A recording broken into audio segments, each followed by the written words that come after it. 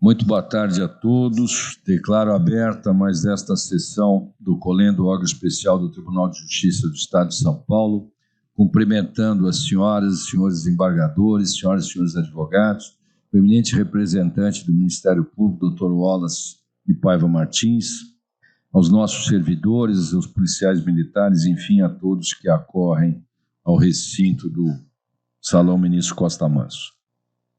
Na pauta protocolar, enviaremos votos de pesar pelo falecimento da senhora Luciana Cristina Cardoso de Freitas Jorge, esposa do excelentíssimo Dr. Sérgio Augusto de Freitas Jorge, juiz de direito da 2ª Vara Criminal da Comarca de Araraquara, óbito ocorrido em 23 de agosto.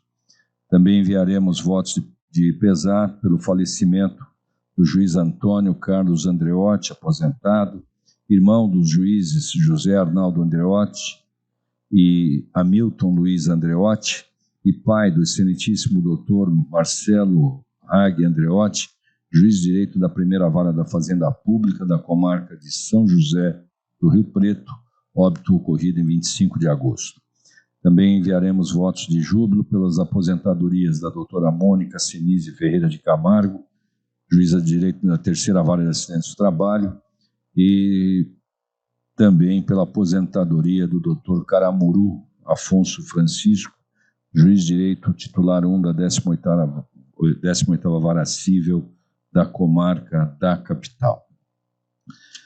Abrindo a sessão judicial, vamos aos blocos de julgamento. Adins, números 15, 16, 17, 20, 21, 22, 26, 31, 33, 34, 35, 36, 37, 38, 39, 40, 41, 42. Agravos, números 1 a 6. Apelação, número 7. Conflitos de competência, números 9 a 12. Embargos de declaração, 44, 45, 46, 47, 48, 51 e 52. Mandados de segurança, 57, 62, 63 e 66. Representação criminal, 67, 68 e 70. Sobras do desembargador Roberto Solimene como relator, números 8, 24, 28, 49, 50, 54, 55, 58, 59 e 60. Sobras da desembargadora Silvia Rocha, 19 e 69. Adiados a pedido da desembargadora Luciana Bresciani, números 13, relator desembargador Damião Koga, número 18, relator desembargador Viana Cotrim, e 30, relator desembargador Campos Melo. Adiados por uma sessão para sustentação oral, números 29 e 32. Retirados de pauta a pedido do relator, números 56 e 61, desembargador Fábio Gouveia. Destaques da desembargadora Luciana Bresciani, números 23, em que é relator o desembargador Noivo Campos, e 27, relator o desembargador Ricardo Dipp. Destaques do desembargador Beretta da Silveira, número 43, em que é relatora a desembargadora Márcia Dalladea Baroni. Suspendendo a sessão judicial, vamos agora à sessão administrativa. Primeiro item da pauta é um recurso interposto por Márcio Mirandola contra decisão minha que determinei o arquivamento dos autos nos termos do artigo 9º, parágrafo 2º da Resolução 135 do Conselho Nacional de Justiça. Essa representação foi por mim arquivada, uma vez que a matéria nela tratada era eminentemente jurisdicional, de maneira que os argumentos lançados agora nesse recurso não invalidam os motivos da decisão de arquivamento. Então, pelo meu voto, já transmitido a todos os membros do Colendo órgão especial, eu estou negando provimento ao recurso. A matéria está em discussão. Por votação unânime, negaram provimento ao recurso. Item 2 da pauta é recurso interposto pelo espólio de Juraci Lombardi Miranda, representado pela sua inventariante, contra a decisão do eminente Corregedor-Geral da Justiça, que determinou o arquivamento dos autos, também nos termos do artigo 9º, parágrafo 2º, da Resolução 135 do CNJ. Tem a palavra o Corregedor-Geral da Justiça. Boa tarde a todas e todos. Esse é um recurso administrativo, uma reclamação contra uma decisão que determinou o arquivamento de uma reclamação disciplinar. A matéria é uma matéria estritamente jurisdicional, diz respeito a uma questão de legitimidade de um banco exequente e de excesso de penhora, e mais ainda, houve recurso de agravo de instrumento e a decisão recorrida foi mantida pela nona Câmara de Direito Privado, de tal modo que não há nada nem em tese a ser apurado na esfera disciplinar. Portanto, meu voto é no sentido de negar provimento. O eminente Corregedor-Geral da Justiça propõe que seja negado o provimento ao recurso, matéria em discussão. Por votação unânime, negaram provimento ao recurso. Item 3 da pauta, também recurso administrativo, em que é relator o eminente Corregedor-Geral da Justiça, com o voto 43.535, e tem a palavra. É um caso também semelhante, um recurso contra uma decisão que determinou o arquivamento de uma reclamação disciplinar e na verdade, não há absolutamente nada que indique uma falta funcional e muito menos a questão do abuso de autoridade. A matéria é estritamente jurisdicional, mais uma vez, diz basicamente respeito a uma desconsideração da personalidade jurídica e penhora de bens do sócio contra quem se estendeu os efeitos da execução. Portanto, uma matéria não só jurisdicional, como essa matéria foi objeto de mais de um agravo de instrumento e todas as decisões proferidas foram mantidas pela 37ª Câmara de Direito Privado, relator desembargador Pedro Kodama, que entendeu que todas elas estavam corretas. Portanto, meu voto, mais uma vez, é no sentido de negar provimento ao recurso. O eminente corregedor propõe que seja negado provimento ao recurso, matéria está em discussão. Por votação unânime, negaram provimento ao recurso. Item 4 da pauta, também recurso interposto por Abdel Hakim Farak contra a decisão de arquivamento do eminente Corregedor-Geral da Justiça, que tem a palavra.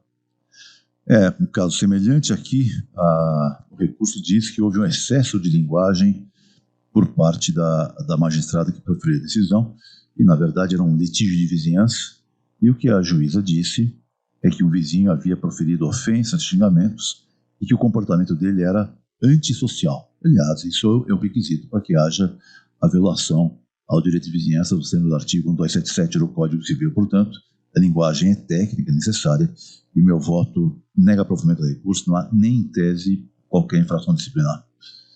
O eminente corregedor, então, propõe o arquivamento, seja negado o provimento ao recurso, matéria em discussão. Por votação unânime, negaram o provimento ao recurso. Dos itens 5 até 8, nós estamos tratando de prorrogações de prazo para a conclusão de PAD. São relatores desembargadores Jarbas Gomes, Haroldo Viotti, Viana Cotrim e Silvia Rocha. As matérias dos 4 itens estão em discussão. Autorizaram, deferiram a prorrogação de prazo nos itens de 5 a 8.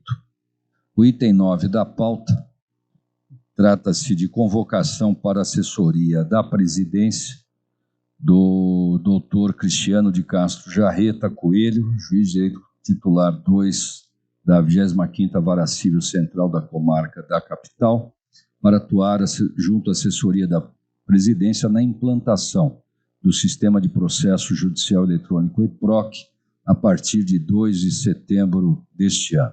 Eu já, no grupo do órgão especial, já expliquei as razões da convocação, de maneira que a matéria está em discussão. Por votação unânime, autorizaram a convocação. Item 10 da pauta, ofício da excelentíssima ministra Maria Tereza Rocha de Assis Moura, presidente do Superior Tribunal de Justiça, então presidente do Superior Tribunal de Justiça, solicitando a liberação do Dr. Joaci Dias Furtado, juiz de direito auxiliar da capital, para atuar como juiz auxiliar da presidência do STJ pelo período de 1 ano, a partir de 23 de agosto de 2024, com prejuízo de sua vaga. A matéria está em discussão. Aprovaram a convocação.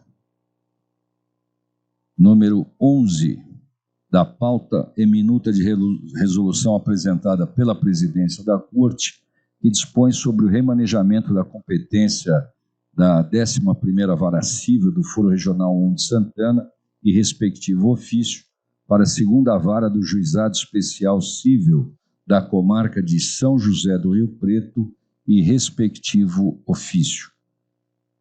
Matéria em discussão.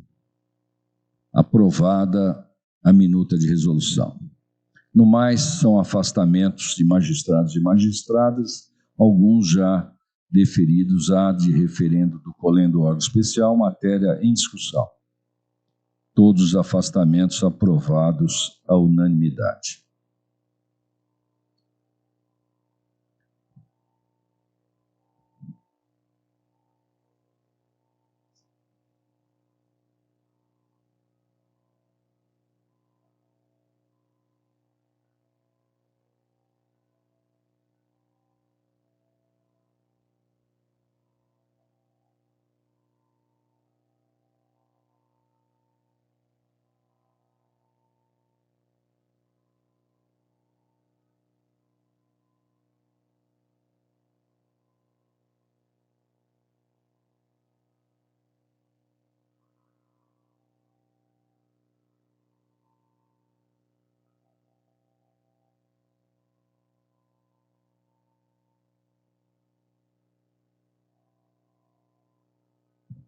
Retomando a pauta judicial, informo que temos um pedido de preferência e 4 sustentações orais. O primeiro pedido de preferência é o número 53 de ordem. São embargos de declaração civil, em que é relator eminente desembargador Carlos Monerá, tem o voto 21.230 e tem também a palavra. Obrigado, senhor presidente. Saudando a todos os meus pares, advogados, serventuários, público presente.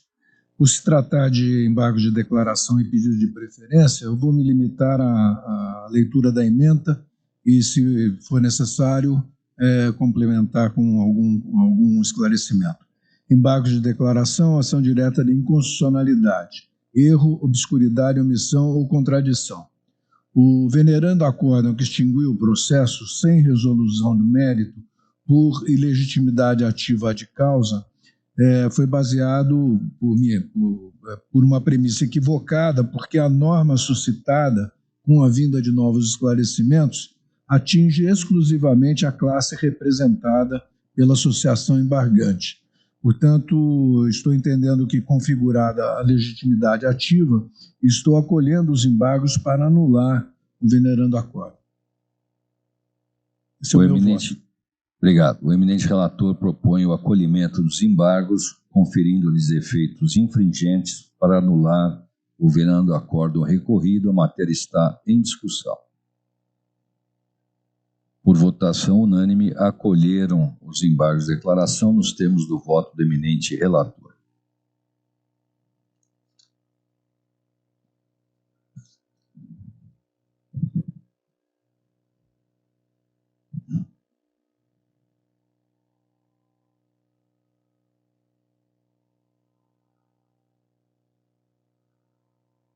Primeira sustentação oral é o número 64 de ordem, mandado de segurança civil, em que é relator o desembargador Campos Melo, com o voto 83.914.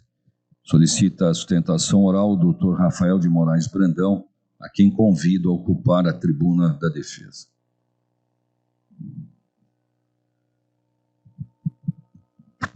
Boa tarde, doutor Rafael. Boa tarde, presidente. Boa tarde. Gostaria de comentar a todos os membros desse órgão. Só um minutinho, doutor. Dispensado o relatório, Vossa Senhoria agora tem a palavra pelo prazo regimental. Obrigado, Excelência, perdão pela introdução. Desde já cumprimento todos os membros desse órgão especial, especialmente na figura do excelentíssimo senhor doutor desembargador Campos Melo. Faço um compromisso de tentar ser o mais breve possível na minha explanação. Pois bem, tratos autos de mandato de segurança impetrado por servidor público dos quadros da administração direta, alegando que o fim de sua cessão para o Detran do Estado de São Paulo e a redistribuição interna de seu cargo no âmbito da administração centralizada teriam sido promovidos de maneira ilegal. Aduz, em breve síntese, que o fim da cessão temporária e a redistribuição de seu cargo teriam sido atos imotivados e que iriam de encontro ao regramento estabelecido no Estatuto dos Servidores Públicos do Estado de São Paulo a respeito da remoção de servidores estaduais. Sem razão, todavia, e eu explico por quê. Primeiramente, porque o servidor não faz parte dos quadros do Detran. Na realidade, é servidor que ingressou no funcionalismo público junto à administração direta em 2009. Foi cedido posteriormente ao Detran, até mesmo porque a criação do Detran como autarquia somente ocorreu em 2013 e era praticamente inviável que, concomitantemente à criação da autarquia, fosse feito um concurso em breve prazo, fosse promovida a nomeação de servidores para o seu próprio quadro e assim a autarquia funcionasse regularmente. A alegação de imotivação do ato também não se sustenta. Afinal, o decreto de abril de 2024 que promoveu a redistribuição não somente do cargo da parte impetrante, como também de diversos outros cargos, como também a portaria do Detran que pôs fim à sua sessão, se embasaram na Lei Complementar 180 de 78, que dispõe sobre a redistribuição interna de cargos à luz da supremacia do interesse público e da conveniência da administração.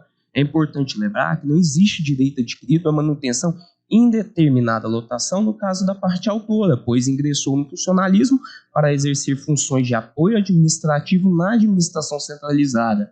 E mais do que isso, a redistribuição interna do seu cargo, assim como o fim da cessão da parte autora, poderiam também se embasar no artigo 84 da Constituição, que todos nós sabemos que é norma de reprodução obrigatória, e confere não somente ao presidente da República, como também aos demais chefes do Poder Executivo, a prerrogativa para dispor sobre a organização da administração, desde que não haja criação, nem extinção de qualquer órgão, como também incremento de despesas. No caso, inclusive, a redistribuição do seu cargo ocorreu respeitando-se o cargo da parte autora, assim como sua remuneração. E mais do que isso, convém rememorar que tanto a cessão como a redistribuição de cargos são atos essencialmente precários e discricionários, conforme entendimento já consolidado desse egrégio tribunal, como também do Conselho Superior Tribunal de Justiça. E ainda que sejam atos discricionários, é importante observar que eles foram devidamente motivados. Então, não existe direito adquirido da parte autora a se manter no Detran, como assim ocorria há alguns anos. E não há também de se falar que violou-se a regra da remoção, pois o que ocorreu no caso foi o fim de afastamento temporário por cessão do servidor para o Detran, assim como a redistribuição do seu cargo. A remoção é tratada pelo Estatuto dos Servidores Públicos Estaduais, contemplando como uma forma de movimentação entre repartições de uma mesma pasta ou entre órgãos de uma mesma pasta. No que ocorreu no caso foi, na realidade, um fim de uma colaboração entre pessoas jurídicas diversas, no caso a administração direta e o Detran, assim como a redistribuição interna do seu cargo no âmbito da administração centralizada, ou seja, entre secretarias diversas. Então, não existe direito adquirido, muito menos direito líquido e certo à sua manutenção no Detran.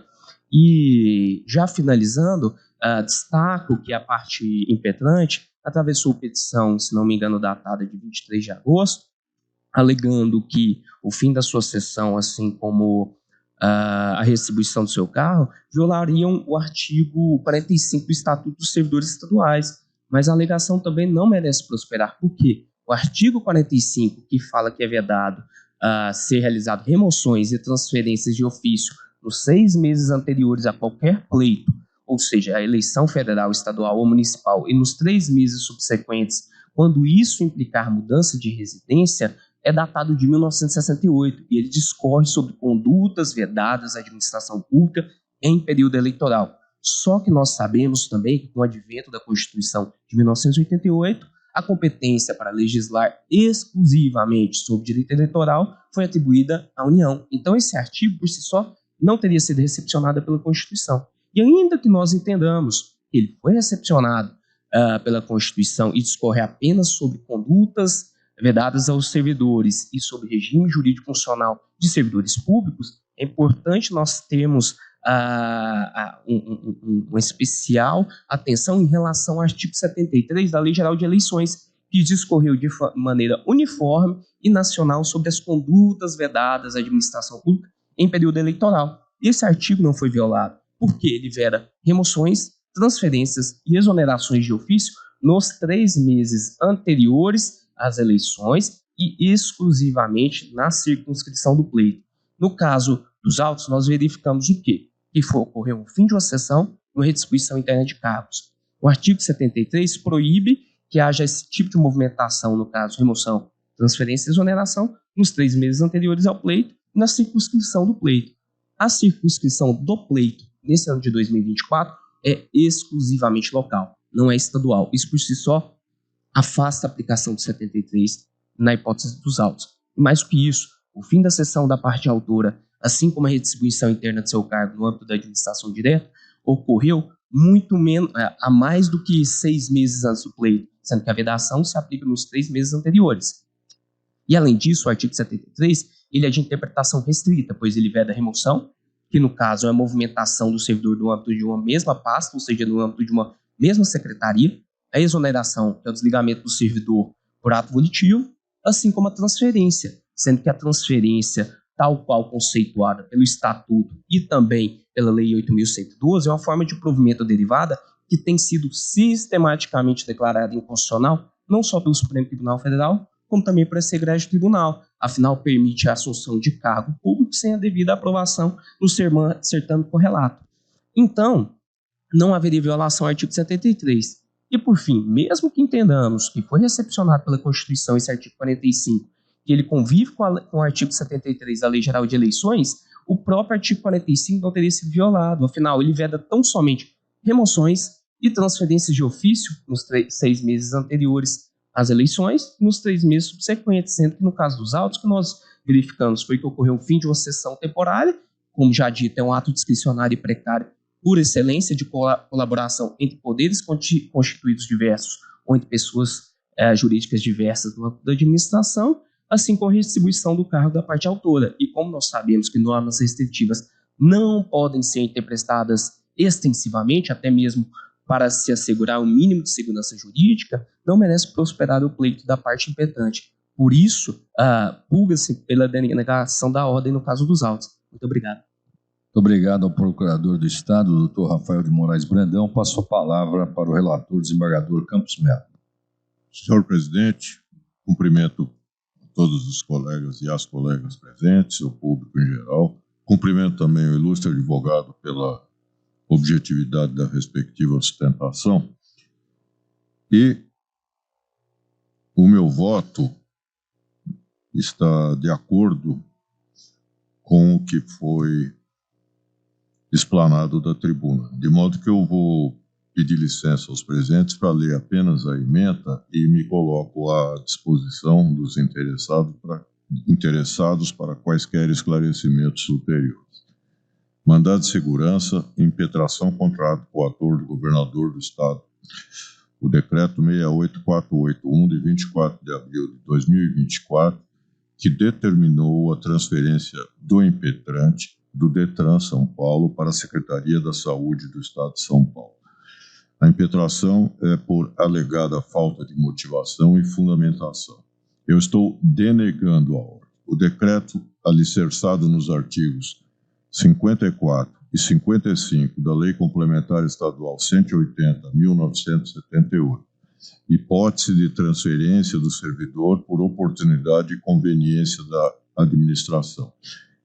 A meu ver, inviabilidade de análise do mérito do ato administrativo. Precedentes deste órgão especial em casos análogos. Ausência de violação ao direito líquido e certo. Ordem denegada. É como eu voto, senhor presidente. Muito obrigado. O eminente relator propõe seja denegada a ordem. A matéria está em discussão.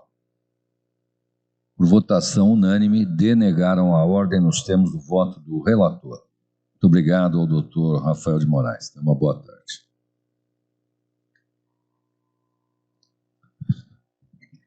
Próximo item da pauta é o número 14 de ordem, ação direta de inconstitucionalidade, em que é relator o eminente desembargador Jarbas Gomes, com o voto 30.090, pede a sustentação oral do Dr. Paulo Hamilton Siqueira, a quem convido a ocupar a tribuna da defesa. Falará em nome do autor, o prefeito do município de Vargem Grande Paulista. Boa tarde, doutor Paulo Hamilton. Senhor presidente, senhores desembargadores. A senhoria já tem a palavra pelo prazo regimental. Desculpe, presidente. Pois não. Senhor presidente, senhores desembargadores, senhor relator, antes desta causa que eu venho defender, eu não poderia deixar de me manifestar, até com uma alegria no coração, o orgulho que eu tenho do Tribunal de Justiça do Estado de São Paulo, do orgulho que eu tenho da Justiça Bandeirante, a confiança que esse advogado tem na Justiça, e trabalhei com um desembargador que foi membro aqui do órgão especial, o doutor Alceu Penteado Navarro. Ele costumava me ensinar, ato de justiça não se agradece. Mas eu quero agradecer ao desembargador pelo julgamento dos embargos, foi julgado agora, creio que foi feita a justiça. Muito obrigado, muito embora ato de justiça não se agradece, voltar, reformar a sua própria decisão, engrandece o tribunal, engrandece a advocacia. Muito obrigado, excelência. Este caso é o caso de uma ação direta de inconstitucionalidade do município de Vargem Grande Paulista, que já foi concedida a liminar, e nós distribuímos memoriais, e o nosso pleito é que, no mérito, seja estendido conforme nós colocamos no memorial e conforme está previsto no parecer do Ministério Público do Estado de São Paulo. O próprio parecer do Ministério Público do Estado de São Paulo estabelece que há uma desproporcionalidade de se reduzir de 15% para 0,5% o orçamento sem qualquer justificativa plausível. Isso já foi indicado nos memoriais, então eu gostaria de destacar só esse ponto, que é desarrazoado e isso ofende as políticas públicas do município. Muito obrigado, senhores. Excelências. Muito obrigado, doutor Paulo Hamilton. Passo a palavra ao relator desembargador Jarbas Gomes. Muito obrigado, senhor presidente, eminentes pares, doutor procurador, subprocurador-geral de Justiça, ilustre advogado. É uma ação direta de inconstitucionalidade, presidente, que foi ajuizada pelo prefeito municipal de Vargem Grande Paulista em função da apresentação de emendas parlamentares impositivas feitas à lei orçamentária anual. E, como foi observado aqui pelo ilustre advogado, de fato, e também pelo douto procurador de Justiça, houve reduções inacreditáveis. Não é? Eu fiz um quadro comparativo da proposta originária com as dotações orçamentárias respectivas e, em seguida, um quadro com as alterações que foram promovidas pelas emendas parlamentares. Há, em uma dessas rubricas, a redução a 0 de investimento. Em segurança pública, se reduziu em mais de 4 milhões. Em obras para manutenção, conservação, aumento, em 10 milhões. Não é? é evidente que o direito constitucional até do legislativo propor alterações é válido, mas ele deve observar regras, e essas regras constitucionais não foram observadas. Eu estou acolhendo, inclusive, como razão de decidir também, o judicioso parecer elaborado pela douta Procuradoria-Geral de Justiça, e estou propondo, senhor presidente, também trazendo precedentes deste órgão especial, eu estou propondo a procedência da presente ação direta de inconstitucionalidade. Muito obrigado. Muito obrigado, eminente relator. Então, propõe a procedência da presente ação. A matéria está em discussão. Por votação unânime, julgaram procedente a presente ação direta para declarar a inconstitucionalidade dos dispositivos apontados pelo eminente relator. Muito obrigado ao doutor Paulão Milton. Tenha uma boa tarde. Obrigado. Próximo item da pauta é o número 25 de ordem. Ação direta de inconstitucionalidade, em que é relator o eminente desembargador Ademir Benedito, com votos 55.163. Pede a sustentação oral o doutor Almir Ismael Barbosa, falará pelo réu, presidente da Câmara Municipal de Sorocaba. Peço ao doutor Almir que ocupe a tribuna da defesa. Muito boa tarde, doutor Almir. Dispensado o relatório, Vossa Senhoria já tem a palavra pelo prazo regimental. Excelentíssimo senhor presidente, excelentíssimo senhor relator e demais desembargadores, douto representante do Ministério Público.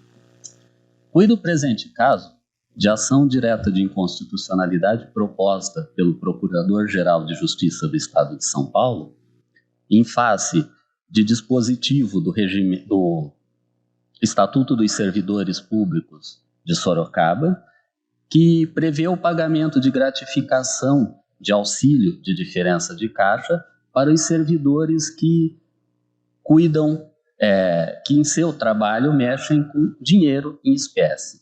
E também de duas leis que prevêem gratificações aos servidores da Câmara de Sorocaba, que mais adiante será especificado.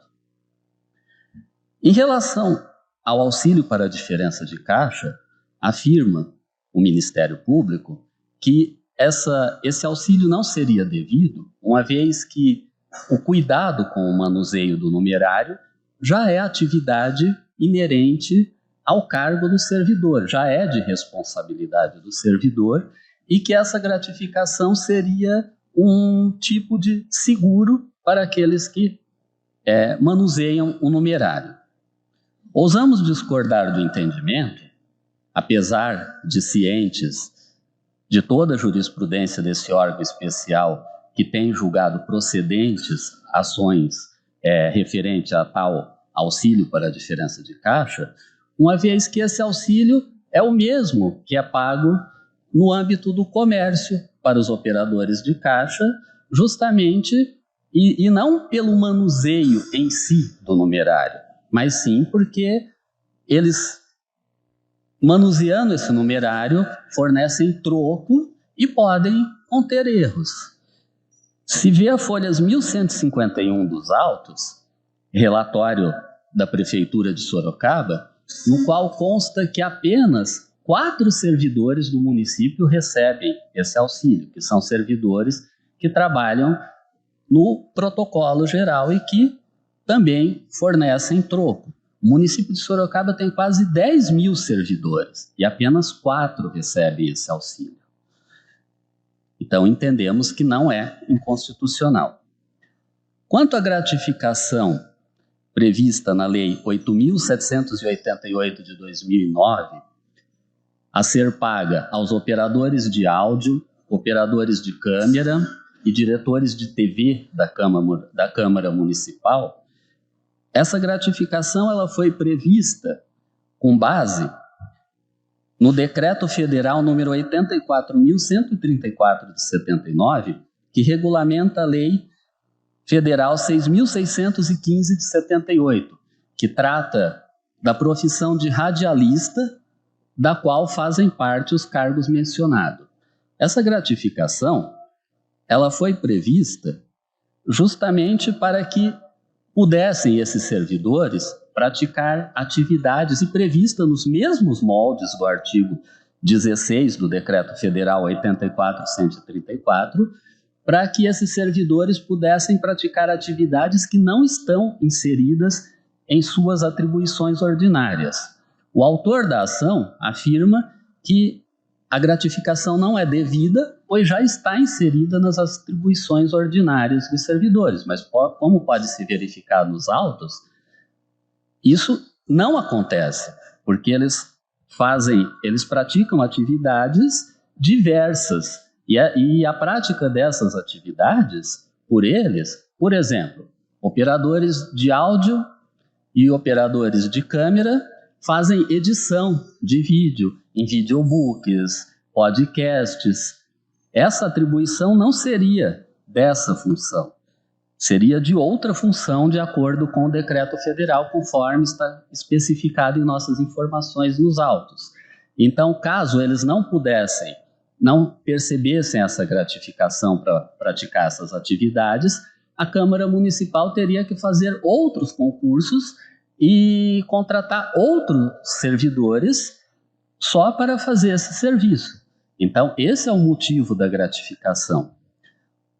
Pontuo, nesse momento, que após o deferimento da liminar, foram opostos embargos de declaração que foram acolhidos para retirar da liminar 10% dessa gratificação paga aos operadores de áudio, de câmera e diretores de TV, uma vez que 10% já havia sido incorporado no ano de 2022. Já quanto à gratificação paga aos motoristas da Câmara, da mesma forma, afirma o autor da ação que essa gratificação já estaria inserida nas atribuições do cargo de motorista. Essa gratificação é prevista para que eles possam entregar e retirar mercadorias e documentos, sem precisar apenas conduzir um outro servidor da Câmara para fazer esse serviço.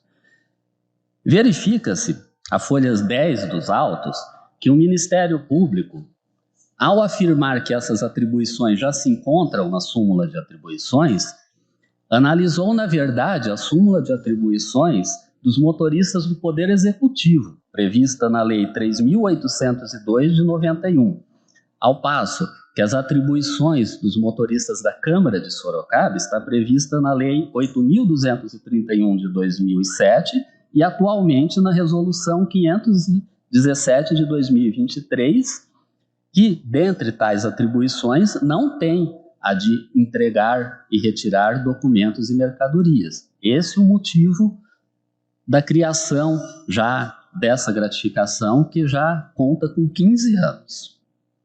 Então, diante de tudo isso, a Câmara Municipal de Sorocaba espera seja julgado improcedente o pedido, revogando-se a liminar, ou ainda, caso Vossas Excelências assim não entendam, que com relação à gratificação paga aos operadores de áudio, operadores de câmera, diretores de TV e motoristas da Câmara de Sorocaba, seja dada interpretação conforme o artigo 111 e 128 da Constituição Estadual, no sentido de que essa gratificação somente é devida aos servidores que efetivamente pratiquem tais atividades. Isso porque a Câmara de Sorocaba tem um número reduzido de servidores e todos os servidores acabam praticando essa atividade. Ao se deparar com a ação, até pensamos em especificar melhor isso na lei, deixar absolutamente claro que a gratificação só é devida aos servidores que praticam as atividades. No entanto, devido ao período eleitoral, não podemos mexer nessa lei. Esse é o motivo do requerimento de interpretação conforme, caso Vossas Excelências assim entendam. E no mais, na remota hipótese de procedência do pedido, requer-se que a modulação dos efeitos para preservar os valores percebidos pelos servidores, posto que de boa fé. Obrigado. Muito obrigado, doutor Almir Barbosa. Passo a palavra ao relator desembargador Ademir Benedito. Pois não, senhor presidente, mais desembargadores, senhor procurador de justiça, senhor advogado, eminentes servidores, cumprimento inicialmente o nobre advogado pela sustentação. Eu vou ler a ementa que segue a jurisprudência da Corte, inclusive como referido pelo nobre advogado. Não vejo aqui neste processo razão para se alterar o que se vem decidindo reiteradamente neste órgão especial. Uma ação direta de inconstitucionalidade com impugnação a dispositivos legais que instituem vantagens pecuniárias a servidores públicos do município de Sorocaba. Lei 3.800, de 2 de dezembro de 1991, artigo 125, inciso 7, e artigo 152. Auxílio para a diferença de caixa no valor de 10% sobre os vencimentos dos que estiverem executando serviços de pagamento ou recebimento de valores em moeda corrente. Lei 8.788, de 22 de junho de 2009, atualizada pela Lei 12.484, de 5 de janeiro de 2022. Gratificação de 10% aos ocupantes dos cargos de operador de câmara, operador de áudio e diretor de TV, para o desenvolvimento de atividades externas de produção e edição de imagens, captura e edição de áudio. Lei 9.128, de 13 de maio de 2010, artigo 10. Gratificação de 30% para os ocupantes do cargo de motorista para execução de serviços de entrega e retirada de documentos e mercadorias. Vantagens pecuniárias pagas aos servidores públicos municipais da Câmara de Vereadores e da Prefeitura de Sorocaba. Benefícios que não atendem ao interesse público, bem como às exigências do serviço e se consubstanciam em acréscimo pelo desempenho de atribuições inerentes aos próprios cargos. Ofensa aos princípios da moralidade, razoabilidade, proporcionalidade e finalidade de interesse público. Violação aos artigos 111 e 128 da Carta Estadual. Precedentes deste colendo órgão especial. Inconstitucionalidade configurada. Modulação dos efeitos. Leis que vigoram há vários anos. Necessidade de modulação dos efeitos da declaração, tendo em vista razões de segurança jurídica com o fim de salvaguardar os pagamentos já realizados e os recebimentos efetivados de boa-fé. Declaração que deve produzir seus efeitos a partir da aprovação do acordo. Ação procedente em parte, ressalvada a irrepetibilidade dos valores recebidos de boa-fé até a data do julgamento da ação. A conclusão do voto, senhor presidente e demais desembargadores, no sentido da procedência parcial, como colocado até pelo eminente procurador de justiça em seu substancioso parecer, no sentido de julgar parcialmente procedente a ação para o fim de declarar a inconstitucionalidade do inciso 7 do artigo 125 e o artigo 152 da Lei 3.800, de 2 de dezembro de 1981, da Lei 8.788, de 22 de junho de 2009, atualizada pela Lei 12.484, de 5 de janeiro de 2022, com exceção do parágrafo único do artigo 1º e o artigo 10 da Lei 9.128, de 13 de maio de 2010, do município de Sorocaba, assegurada a não repetição dos valores recebidos de boa-fé até a data do presente julgamento. Esse é o meu voto, senhor presidente. Muito obrigado. O eminente relator, então, propõe o julgamento seja julgado parcialmente procedente a presente ação, apontando os dispositivos legais, assegurada a não repetição dos valores recebidos de boa-fé até a data do presente julgamento. A matéria está em discussão. Tem a palavra o desembargador Flávio Abramovich. Senhor presidente, cumprimento a todos os presentes. Eu gostaria que o doutor relator esclarecesse em relação aos efeitos da declaração. Porque foi concedida uma liminar parcial, eu entendo o data vênia que seriam os efeitos a partir da concessão da liminar parcial. Porque ao final está se declarando inconstitucional a partir da publicação desse julgamento. Então os pagamentos que estão suspensos no período da liminar até esse julgamento, pelo resultado que está sendo apresentado inicialmente, ele deve ser pagos. Então eu proponho, eu seria esclarecimento em relação a essa matéria, se seria caso então de ser preservada a liminar também. Acho que é isso mesmo. É isso. Então data vênia, acho que seria interessante constar lá no resultado que está mantida a liminar parcial que foi deferida e sim, para que se evite essa divergência em relação ao período que medeia entre a liminar e esse julgamento de hoje. Então, os valores recebidos de boa-fé até a data da concessão da liminar. O senhor altera o dispositivo? Pois não. Então, com essa ressalva, a matéria está em discussão. Por unanimidade de votos, votação unânime, julgaram parcialmente procedente a presente ação, declarando a inconstitucionalidade dos dispositivos apontados pelo eminente relator, assegurada a não repetição dos valores recebidos de boa-fé até a data da concessão da medida liminar. Assim fica decidido. Muito obrigado ao doutor Almir Barbosa. Tenha uma boa tarde.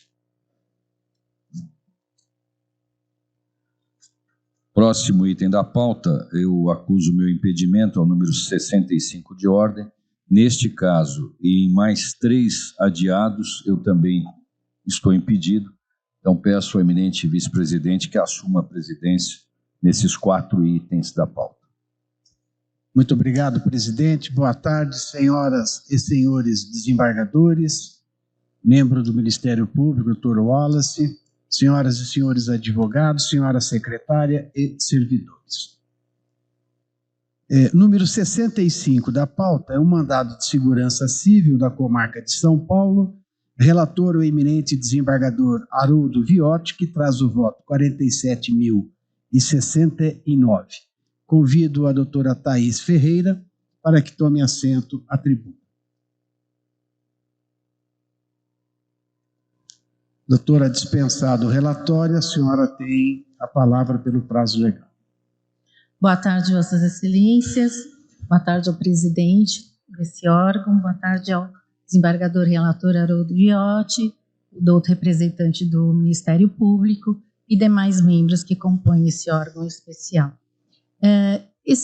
Procurarei ser breve. Esse mandado de segurança foi impetrado diante de uma certidão de DIRF emitida pelo impetrado DEPRE à Receita Federal, onde informa o CPF do impetrante como um recebedor de um rendimento de um precatório. Fatos que antecederam antes a essa emissão da DIRF: o impetrante ele era detentor de um precatório, cedeu esse precatório a um cessionário com eventual deságio, ou seja, ele não teve ganho de capital.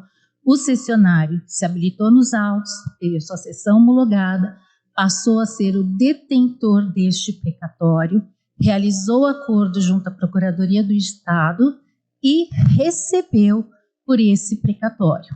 Tanto que nos autos, as folhas 173 e 175, a própria impetrada DEPRE informa que efetivamente pagou o precatório para o cessionário. Ou seja, o impetrante não recebeu qualquer rendimento deste precatório. E sendo assim, tentou-se algumas soluções administrativas, mas que elas não foram positivas diante dessa emissão de DIRF, e o CPF do impetrante já se encontra com pendência junto à Receita Federal. Ele já está num dano iminente com uma possível tributação. É fato que a DEPRE esclareceu em sua manifestação que ela se baseou sobre uma resolução da COSIT e sobre a resolução do CNJ.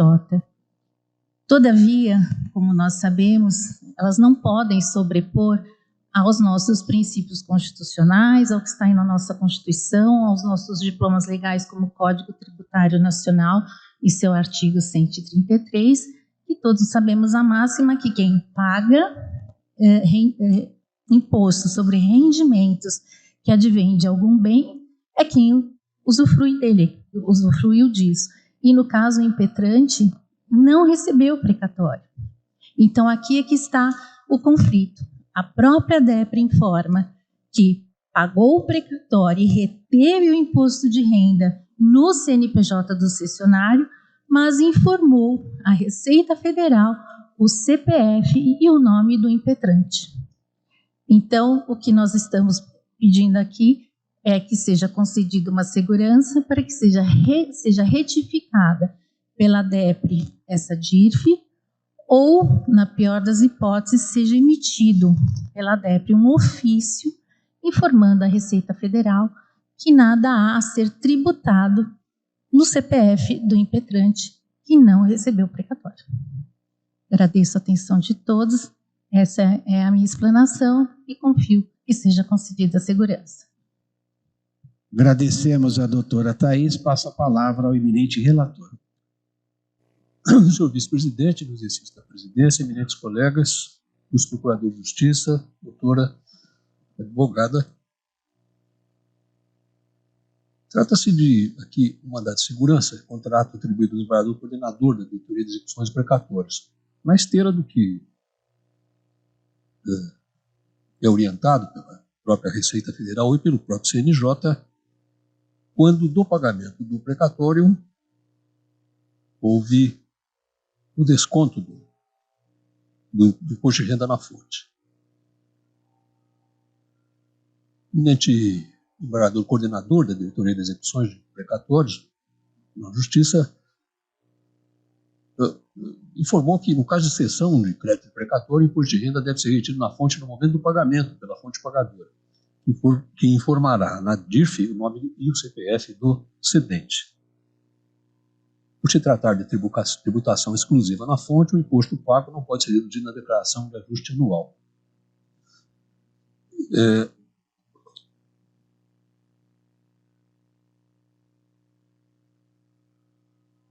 Há, como já aqui mencionado, regulamentação por parte do Conselho Nacional de Justiça a respeito dessa situação.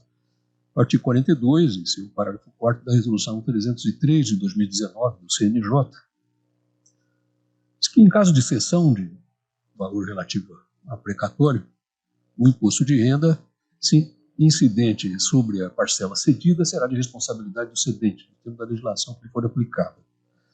Segundo, se incidente sobre o valor recebido pelo cedente, quando da celebração da cessão, deve ser recolhido pelo próprio contribuinte na forma da legislação tributária. Também se louvou o ato impugnado em uma solução de consulta da Receita Federal, que também reproduzo aqui. Então, a meu ver, ao contrário do sustentado pelo impetrante, não houve cobrança indevida do tributo, e sim retenção do imposto de renda na fonte quanto da quitação do precatório na medida do que estatui a regulamentação aplicável, tendo sido a DIRF emitida em nome do cedente. Não vislumbro irregularidade ou abuso de direito no ato impugnado, e é questão que, na verdade, não é norma da jurisprudência. Eu produzo aqui decisões do STJ no sentido de que o Superior Tribunal de Justiça já afirmou o entendimento de que o negócio jurídico firmado entre o titular originário do precatório e terceiros não desnatura a relação jurídico-tributária existente entre aquele e o fisco para fins de incidência do IR, imposto de renda. Um acórdão de 2020 e do ministro Benedito Gonçalves. E, especialmente, o precedente da nova do ministro Mauro Campbell Marques, que produz aqui um trecho um pouco mais extenso, e refere que a legislação federal que disciplina o imposto sobre a renda, e diz o seguinte: sendo assim, o credor originário do precatório é o beneficiário a que alude o artigo 46 da Lei 8541 de 92. desimportando se houve cessão anterior e a condição pessoal do cessionário para efeito da retenção na fonte. Até porque o credor originário, o cedente, não pode ceder parte do crédito do qual não dispõe, referente ao imposto de renda a ser retido na fonte. Pode transferir aquilo de que não disporia. Eu, em suma, presidente, entendo não demonstrado o direito líquido certo, afirmado, embora se compreenda perfeitamente a situação. Situação, possivelmente, o cedente, a doutora, disso não teria sido informado quando celebrou essa sessão. Então, não vejo abuso, violação a direito líquido certo, pelo meu voto denego a segurança. Mas o eminente relator denega a segurança, a matéria em discussão. Assim fica decidido. Número 65 da pauta, denegaram a segurança, votação unânime. Doutora Thaís Ferreira, muito obrigada pela presença. Tenha uma boa tarde.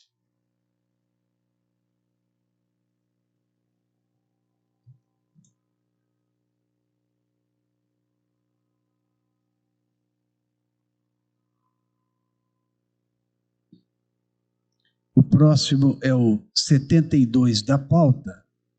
72 da pauta é o mandado de segurança civil da comarca de São Paulo. Relatora é a desembargadora Márcia Dalladea Baroni, que trouxe já o voto 36.205. Foi adiado da sessão passada a pedido do eminente desembargador Afonso Faro, que tem a palavra. Número 72 da pauta. Pois não, desembargador. Eu não havia... não havia votado? Não, desculpe. Perdão, desculpe. Então, Vossa Excelência tem a palavra. Desculpe. Eu que peço desculpas. Imagine. Boa tarde a todos os colegas, aos advogados, as partes eventualmente presentes, aos nossos funcionários. Senhor vice-presidente, é um mandado de segurança que foi tirado contra o ato de negativa de posse de um escrevente técnico judiciário aprovado no certame público, que, pelo fato de ele ostentar uma investigação criminal, no caso representado por um inquérito policial. No curso deste mandado de segurança, esse inquérito policial foi arquivado a pedido do Ministério Público por ausência de tipicidade da conduta imposta ao impetrante. No caso, tratava-se de uma acusação feita por uma moça, inicialmente só por ela e depois por mais outras, de que esse rapaz teria utilizado uma fotografia dela num site de fotos, só que ela dizia tratar-se de uma foto de nudez e se constatou que não se tratava disso. Inicialmente, essa moça acusou o rapaz de ter utilizado indevidamente essa foto, né, de ter disposto dessa foto, e que se tratava de uma nudez, o que se constatou não ser. Ela alegou que contratou esse moço como advogado e que pagava com o envio de fotos. Essas fotos, inicialmente, seriam destinadas a um site monetizado de fotos sensuais. E ele, como pagamento por serviços prestados, ela enviaria para ele sem que ele precisasse pagar para acessar esse site. E isso não se confirmou pela apuração da OAB, então se tem nos autos só a palavra dela dizendo que ela mandava a foto como forma de pagamento. E a palavra dele que diz, não, ela mandava as fotos para que eu divulgasse neste outro site para fazer propaganda naquele monetizado. Então, essa é a imputação, que ele teria usado a foto. Depois, algumas moças também alegaram a utilização de fotos, e o que chama a atenção nos autos é que, num dos depoimentos, uma das moças fala assim, que o que se percebeu é que aquela primeira que fez a denúncia teria algum interesse em prejudicar esse rapaz. Então, é isso que há depoimento nesse sentido, o depoimento que está no inquérito, e a situação é essa, o inquérito foi arquivado por atipicidade do ato. E, no curso do mandado de segurança, veio essa notícia confirmando duas coisas: o inquérito e a decisão que arquivou, e, por sua vez, ele formulou um pedido administrativo de reversão da medida que não teria nomeado na função de escrevente. Por essas razões, senhor vice-presidente, eu entendi que houve uma desproporcionalidade no ato que negou posse a ele com base na suposta má conduta, que inicialmente era baseado numa investigação criminal, que poderia levar a uma condenação criminal, e hoje ela é baseada apenas no evento em si, cuja atipicidade se constatou com o arquivamento do inquérito. Então, por essa razão, e reconhecendo a possibilidade de, embora tratar-se de um ato discricionário da presidência, haver uma análise da proporcionalidade ou não do ato. Então, neste ponto, por esta razão, é que eu estou, no caso, concedendo a ordem para que ele possa tomar posse na vaga que já lhe foi reservada. Esse é o meu voto, senhor presidente. Muito bem. A eminente relatora, então, concede a segurança via indicado visto o desembargador Afonso Faro, que tem a palavra. Muito obrigado, senhor presidente, senhor vice-presidente. Saúdo Vossa Excelência, os demais colegas, que já cumprimentei antes do início da sessão, e registro minha especial admiração à eminente relatora. É sempre difícil divergir de Sua Excelência, mas eu vou, nesse caso, avançar um pouco e apresentar meus argumentos no sentido contrário. A relatora propôs a procedência do mandado de segurança, eu estou apresentando o voto divergente no sentido de ser julgado improcedente o mandado de segurança. Com relação aos fatos, vou poupar os colegas de reiterá-los, porque a relatora já fez a sua explanação, nós já temos bastante ciência do que se trata, e a minha divergência, senhor vice-presidente, ela se circunscreve basicamente à questão do tema 22 do Supremo Tribunal Federal, que de fato estabelece uma restrição quanto ao conceito de boa conduta. Para mim, na minha concepção, essa é a chave da solução desse processo. O tema, e é isso que eu coloco no meu voto, ele não está afastando na integralidade a questão da avaliação pelo administrador da eventual má conduta do candidato. O que o tema estabelece é um paradigma para que não haja abusos. E, dentro desse critério, existe sim a possibilidade de, segundo a análise do caso concreto, ser estabelecido o reconhecimento da má conduta justamente por força do item 2 da ementa, que diz mais ou menos o seguinte, que a lei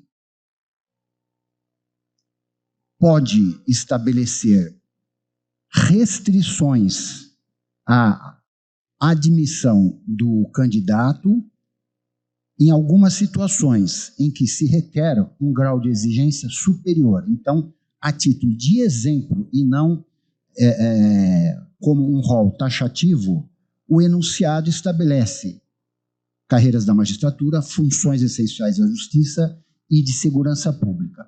E é aqui que eu coloco justamente esta situação. O candidato está buscando a posse, porque já aprovado, num cargo de escrevente, e eu entendo, com todas as vênias da eminente relatora, que os fatos descritos, como ela já adiantou, não autorizam a configuração da boa conduta. A lei estadual, consubstanciada no Estatuto dos Funcionários Públicos, prevê a exigência para a posse da boa conduta, que no caso quer me parecer, não está presente. Independentemente do que se passou no inquérito, e eu faço um parênteses, o inquérito ele foi arquivado pelo artigo 18 do CPP, por falta de elementos para a apresentação de uma denúncia. Então, independentemente disso, o que está em jogo, na minha concepção, é a conduta dele, a conduta do candidato, e não se está em andamento, pura e simplesmente em andamento a investigação ou o processo criminal e, portanto, não se tem uma decisão condenatória. Então, senhor vice-presidente, eu transcrevo aqui o enunciado, o trecho da ementa a que me referi e deixo a minha concepção de que não está revogado o artigo do Estatuto dos Funcionários Públicos, artigo 47, inciso 5, em razão do tema 22. Né? O que há é uma interpretação com os paradigmas estabelecidos pelo Supremo Tribunal Federal. Para finalizar, menciono acórdãos, o primeiro deles, num mandado de segurança em caso similar de relatoria do desembargador Tasso Duarte de Mello, também do outro de relatoria do desembargador Ricardo Dipp, e proponho, portanto, que seja assim reconhecida a legalidade do ato impugnado, não havendo desproporcionalidade e manutenção, portanto, do ato de Sua Excelência, o presidente do Tribunal de Justiça. É como voto. Eminente desembargador Afonso Faro, abre divergência, denegando a segurança. Desembargador Damião Couto.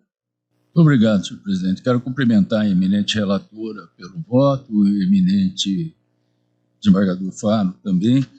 Veja, eu acho que, objetivamente, o processo criminal é um termômetro, um inquérito, para, eventualmente, se afastar o funcionário do cargo.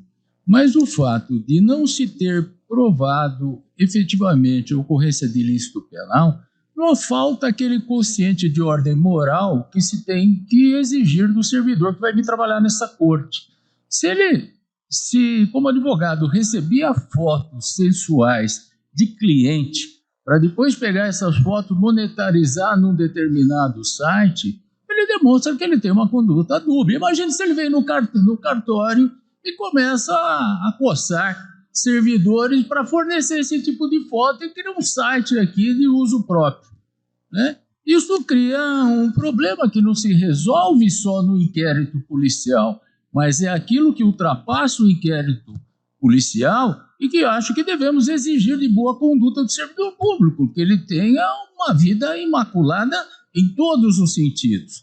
Então, com essa mácula dele já anteriormente receber fotos sensuais, e não só de uma pessoa, de outras, eu acho que não está em julgamento só o inquérito, eu acho que se estende isso fora do inquérito, e eu vou pedir vênia para acompanhar a divergência. O máximo respeito eminente à relatora, que objetivamente está absolutamente certa, mas eu acho que ultrapassa esse quanto só do inquérito, para eventualmente nós termos um juízo de aferição da conveniência desse funcionário pela forma como ele age moralmente. Então, eu estou acompanhando a divergência, senhor presidente.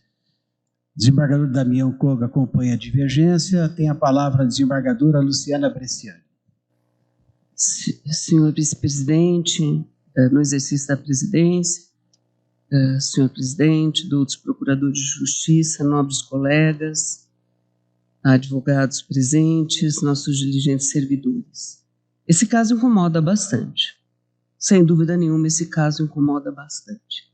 Eu concordo a um só tenho, os argumentos apresentados no voto da relatora e na divergência. No entanto, nós estamos analisando um ato administrativo e eu tenho que analisá-lo à luz da teoria dos motivos determinantes. O que consta da decisão que não admitiu o candidato ao concurso? A decisão acolhe o parecer. E nesse parecer, o que dele consta? Primeiro, considerações padrão a respeito do disposto no artigo 47, inciso 5 da Lei Estadual 10.261 de 68, o Estatuto dos Funcionários Públicos Civil do Estado, muito bem referido no voto divergente. Então, são 3 parágrafos nessa linha que se aplicam a todos os casos. Segue. No caso vertente, emerge dos documentos relacionados ao presente expediente administrativo que o inquérito policial, que o senhor Alisson Adeus Gama está respondendo, foi instaurado sob a capitulação do artigo 218-C, Decreto-Lei 2.848/40 do Código Penal, a saber, segue o dispositivo.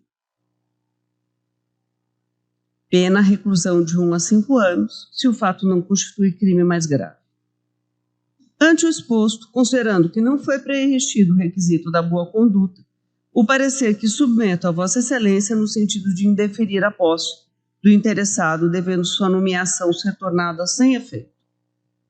Só isso. Estar respondendo a inquérito policial. Por esse motivo, à luz da teoria dos motivos determinantes, eu acompanho o voto da eminente desembargadora relatora, não obstante, adira às razões apresentadas no voto divergente, não, porém, para a solução nesse caso concreto. Desembargadora Luciana também acompanha a relatora. Desembargador Carlos Moreira. Obrigado, senhor vice-presidente. Nesse caso aqui, eu vou acompanhar a divergência na esteira do que foi levantado pelo desembargador Koga. Embora a gente não tenha uma condenação ou a sequência, uma apresentação de denúncia, no caso do artigo 218, por quê? Porque essa denúncia era que a foto seria de nudez, e isso não foi comprovado, então só por isso é que não seguiu o processo. Me parece que alguém que traz fotos realmente buscando sensualidade num site, no mínimo, e com pessoas reclamando do uso dessas fotos, que é o que ocorre, me parece que configuraria em tese um ilícito civil. E isso também é má conduta. Me parece que é má conduta. Então, por este motivo, eu estou acompanhando a divergência. Desembargador Carlos Moreira acompanha a divergência, matéria ainda em discussão. Vamos escolher os votos. Eu sou o primeiro a votar, peço licença à eminente relatora, mas eu acompanho a divergência. Aqui o próprio rapaz aqui, ele admitiu que fez essa divulgação da fotografia, embora tivesse dito que foi a pedido da própria pessoa lá interessada. Mas mesmo assim, acompanha a divergência pelos fundamentos todos trazidos, lembrando um voto trazido aqui pelo desembargador Ricardo Dipp, que seria substituirmos a discricionariedade administrativa pela discricionariedade judicial, caso fosse concedido. Acompanho a divergência. Como voto eminente, desembargador corregedor-geral. Eu peço licença para acompanhar a eminente relatora, uma vez que há uma dissensão entre a existência de consentimento das moças ou não. Ele afirma que havia consentimento e que a colocação das fotos em sites monetizados pode até ter algo imoral, mas não caracteriza o ilícito nem civil e nem penal se havia o consentimento. Se não havia consentimento, obviamente, há um ilícito tanto civil quanto penal, mas disso não se fez a prova, tanto que o inquérito foi arquivado. Então, embora talvez não coadune com a moral de cada um colocar fotos em sites monetizados, isso por si só, a meu ver, não impede a posse em concurso público. Acompanhe a relatoria. Com a relatora. Desembargador Xavier de Aquino. Com a relatora. Relatora. Desembargador Vico Manhas. Com a relatora. Relatora. Desembargador Ademir Benedito. Também peço vênia para acompanhar a relatora. Relatora. Desembargador Campos Melo. Senhor presidente, data vênia, eu vou acompanhar a relatora e, inclusive, com o acréscimo da fundamentação externada pela eminente desembargadora Luciana Bresciani, segundo o qual o ato administrativo faz alusão apenas ao fato de o impetrante estar respondendo ao inquérito policial. Então, o motivo determinante da negativa de posse foi esse. E, se foi apenas esse, há de incidir o entendimento do Supremo Tribunal Federal 22. Acompanho a relatora data vênia. Pois não. Com a relatora. Desembargador Viana Cotrim. Data vênia com a relatora. Relatora. Desembargador Fábio Gouveia. Senhor presidente, eu adiro integralmente às considerações do ilustre Corregedor-Geral da Justiça e voto com a relatora. Relatora. Desembargador Matheus Fontes. Também com a eminente relatora. Relatora. Desembargador Haroldo Viotti. Peço vênia, eminente relatora, para acompanhar a divergência. Divergência. Desembargador Ricardo Dipp. Data vênia com a divergência. Divergência. Desembargador Figueiredo Gonçalves. Com a relatora, senhor presidente. Relatora. Desembargador Luiz Fernando Nisch. Data vênia com a relatora, senhor. Relatora. Desembargador Jarbas Gomes. Senhor presidente, vice-presidente, eu vou pedir licença à eminente relatora para acompanhar a divergência denegando a segurança. Divergência. Desembargador Nuevo Campos. Com a relatora, senhor presidente. Relatora. Desembargador Renato Rangel Desinano. Com a divergência, senhor presidente. Divergência. Desembargador José Carlos Ferreira Alves. Com a relatora, senhor presidente. Relatora. Desembargador Gomes Varjão. Sim, com a devida vênia eu voto com a senhora relatora. Relatora. Desembargador Flávio Abramovich. Com a relatora, senhor presidente. Relator.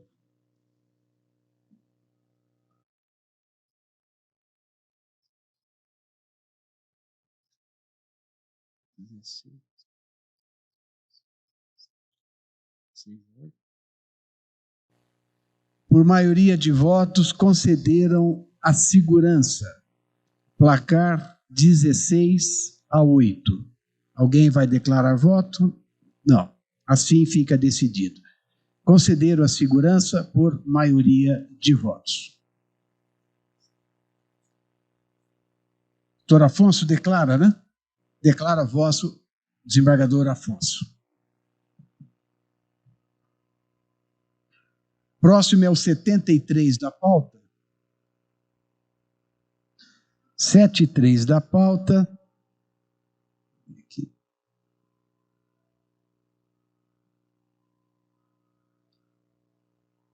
73 da pauta é o mandado de segurança civil da comarca de São Paulo. O relator é o eminente desembargador Matheus Fontes, que traz o voto 55.648. Sua Excelência ainda não votou, não é isso, desembargador? Não, ainda não votei, senhor. Vossa Excelência tem a palavra. 73 da pauta. Eu vou ler a emenda, acho que baste. Mandado de segurança, pagamento por precatório. Crédito de pessoa falecida. Fracionamento do crédito entre herdeiros. Impossibilidade de desconsórcio necessário e unitário. Ofensa ao artigo 100, parágrafo 8º da Constituição Federal. Crédito único. Precedentes do Supremo Tribunal Federal e deste tribunal. Direito líquido e certo ao processamento do ofício requisitório expedido. Pelo meu voto, segurança concedida, senhor vice-presidente. Eminente relator concede a segurança. O processo havia sido adiado a pedido do desembargador Ricardo Dipp, que tem a palavra. Senhor presidente, eu estou votando em convergência. Em convergência. Vai declarar, desembargador? Sim. Matéria em discussão? 73. Concederam a segurança, votação unânime. Declara voto convergente o desembargador Ricardo Dipp.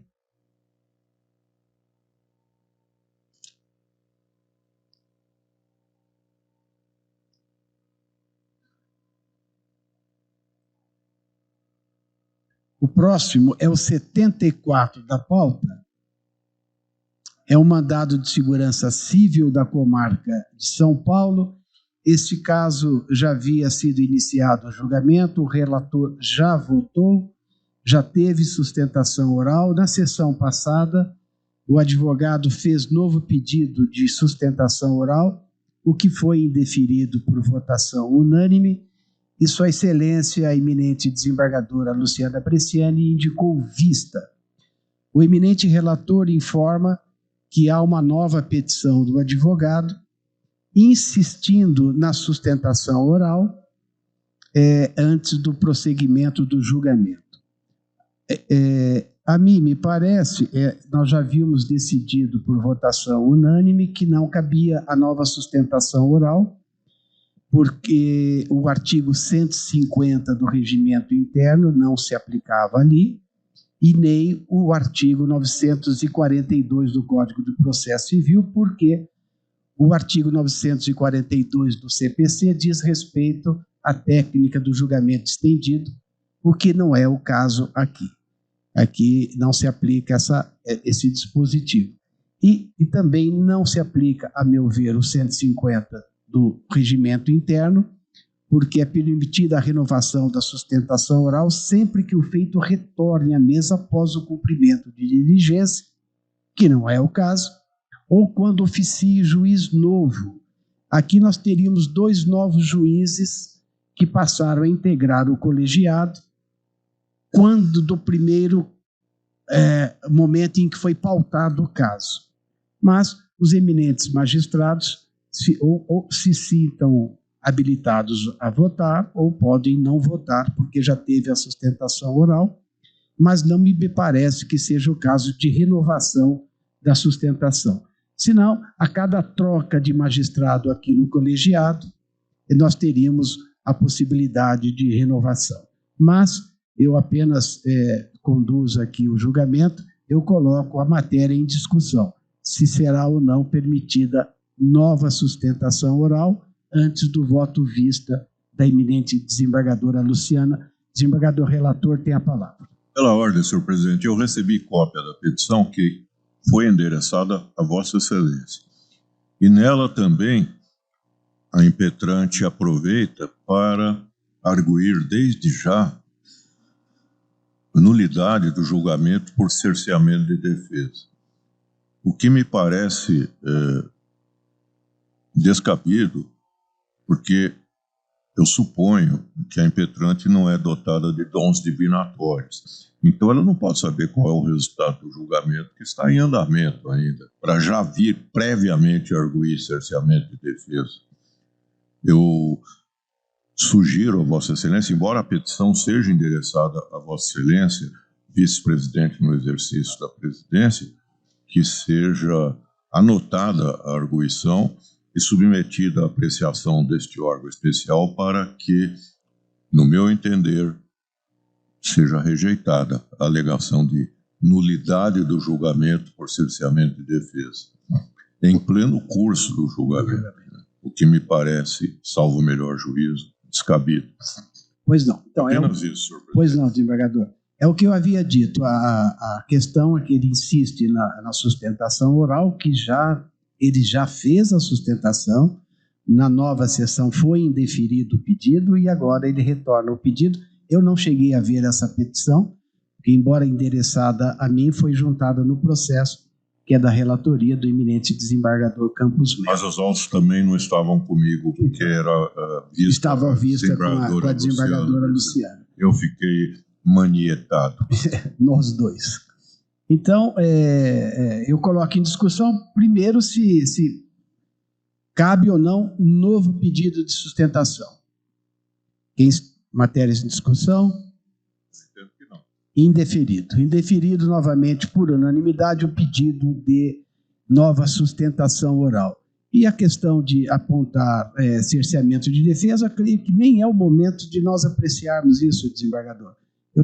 Vamos prosseguir o julgamento e aí o advogado faz o que entender depois. Tem a palavra a eminente desembargadora Luciana Bresciani.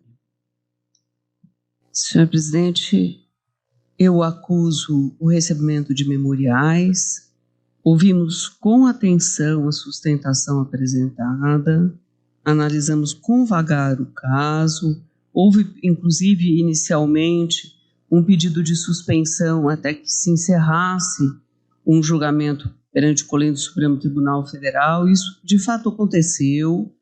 Né? Tive contato com o desfecho e acompanho o voto do eminente desembargador relator com declaração de voto. Pois não.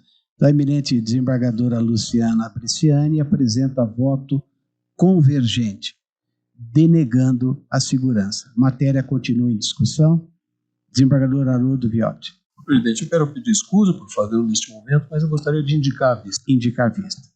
Então, após ter sido indeferido novo pedido de sustentação oral, votação unânime, e o voto da eminente desembargadora Luciana Bresciani, acompanhando o eminente relator, denegando a segurança, indicou vista o desembargador Haroldo Viotti.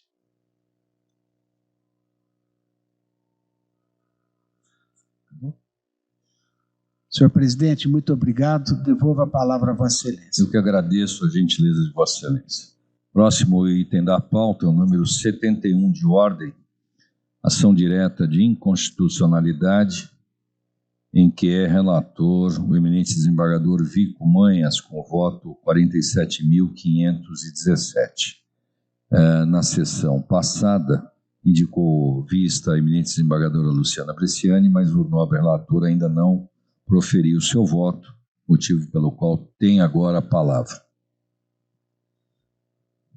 Pois não, senhor presidente. É uma ação direta de inconstitucionalidade, Lei 4.378/2023, do município de Poá. São impugnados os artigos 3º e 9º dessa lei, que instituiu o cadastro municipal de pessoas desaparecidas. Em relação ao artigo 3º, que determina qual órgão da prefeitura deve se responsabilizar pelo cadastro de pessoas desaparecidas, matéria reservada à legislação e já definida no âmbito do Poder Executivo. O dispositivo, além disso, redistribui a atribuição de secretarias, por isso estou entendendo que é inconstitucional.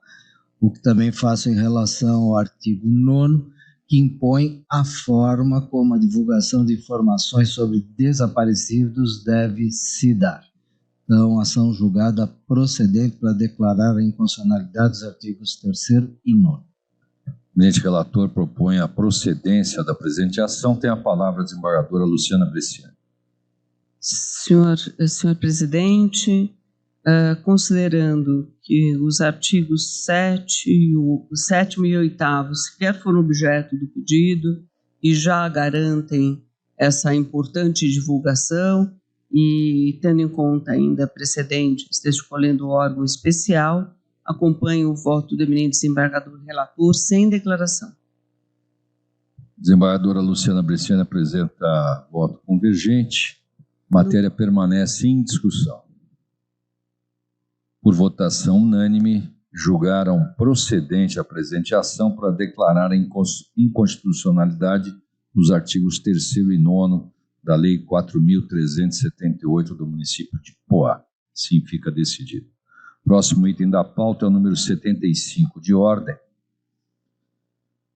Uma reclamação da comarca de Taubaté, em que é relator o eminente desembargador Carlos Bonderá, com o voto 21.214.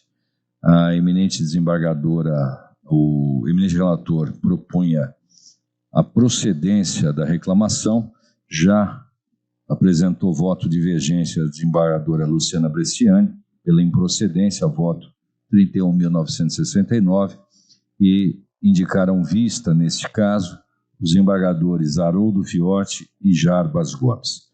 Tem a palavra o desembargador Haroldo Viotti.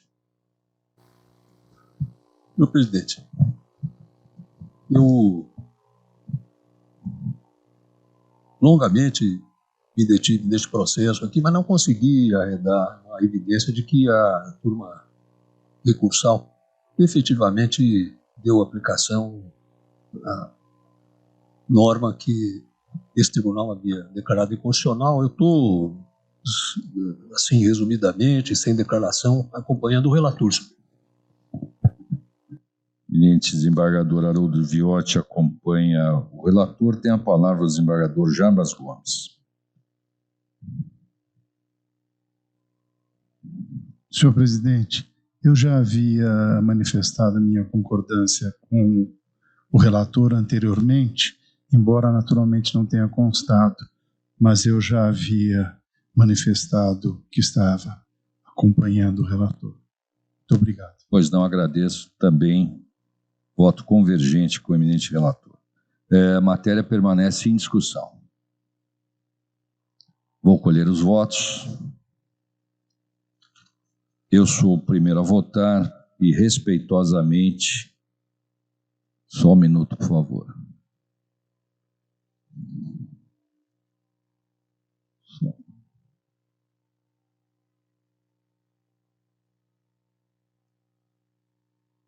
Aliás, eu não voto.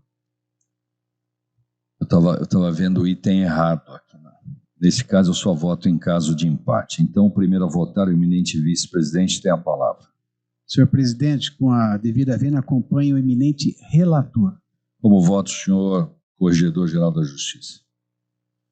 Também acompanho o relator. Como vota o desembargador Decano? Também. Como vota o desembargador Damião Koga? O relator, senhor presidente. Como vota o desembargador Vico Manhas? Relator. Como voto o desembargador Ademir Benedito? Relator. Desembargador Campos Melo? Senhor presidente, data vênia, acompanho o relator. Desembargador Viana Cotrim? Data vênia com o relator. Desembargador Fábio Gouveia? Data vênia com o relator. Desembargador Matheus Fontes? Voto com o relator. Desembargador Ricardo Dipp? Data vênia com o relator. Desembargador Figueiredo Gonçalves? Data vênia com o relator, senhor presidente. Nós já atingimos a maioria, indago se alguém acompanha a divergência. Então, por votação unânime, por maioria de votos, julgaram procedente a presente reclamação nos termos do voto do eminente relator, declara voto a desembargadora Luciana Briciani. Assim fica decidido. O desembargador Jarbas Gomes é sem declaração, certo? Pois não. Muito obrigado. Agora temos 3 destaques. Desembargador Beretta, o item 26, que Vossa Excelência passou aqui para destaque, ele já tinha sido incluído no bloco e já estava no SAG. Desculpe, então, presidente, foi falha minha, porque aquela questão da lei autorizativa, sim, tanto o 43 da eminente relatora, quanto o 26 do eminente desembargador Afonso, eu falha minha que eu não apontei antes, peço desculpa, agora se já foi publicado, deixemos assim. Ok, muito obrigado. O primeiro destaque é o item 23 de pauta.